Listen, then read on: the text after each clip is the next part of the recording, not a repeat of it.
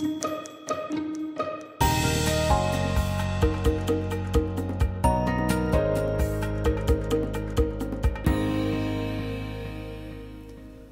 everyday prices and lower promoted price points in the frozen food department have driven shoppers to find other options to feed their families.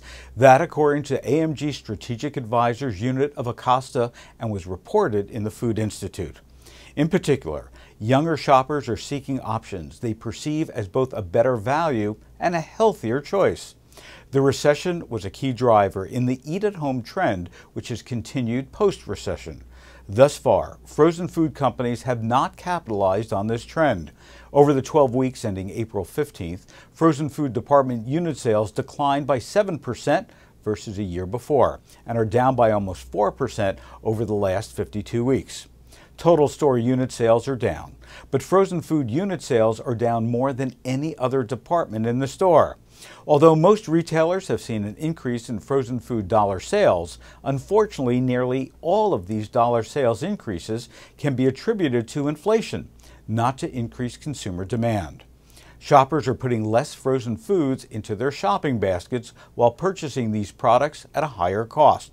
Shoppers cite a variety of reasons for buying less frozen foods. However, at the top of the list is unit price. On average, these prices are up 7% across the department over the year before. Promotional activity in the department has also changed. With the increase in everyday price, promotional discounts in the frozen food department are not as deep as they were the year before. Another factor impacting frozen food unit sales is a lack of new item innovation. In reviewing new item entrees into the frozen food categories, manufacturers introduced 22% fewer items in 2011 than they did back in 2009. One frozen category that showed an increase in introductions was frozen breakfast. It was the only frozen category showing a unit sales increase versus last year.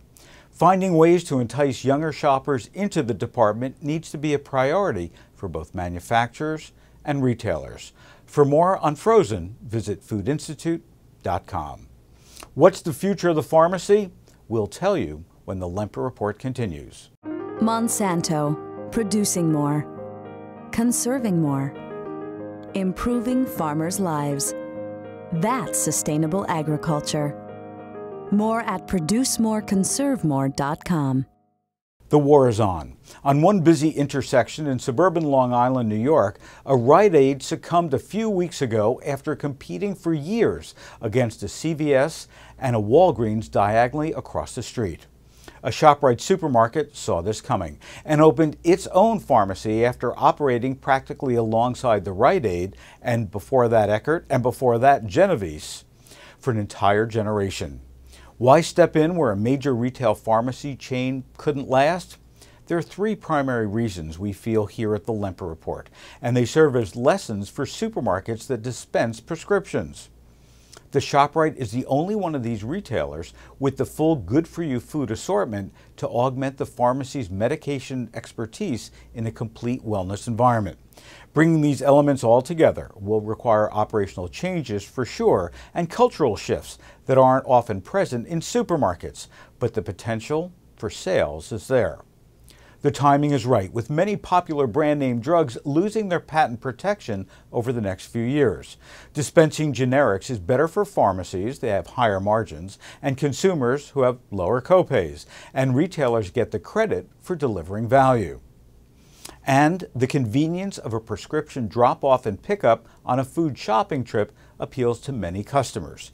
To attract shopping families to the ShopRite pharmacy, it will need to be more than a convenient prescription outpost. In our view, it should relocate OTCs to be closer and more convenient to the new pharmacy department.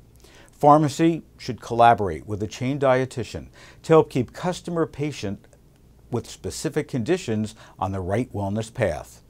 And it should keep up its offers of free prenatal vitamins and free select generic antibiotics to appeal to younger, growing families whose purchases over time can mean an awful lot to this store.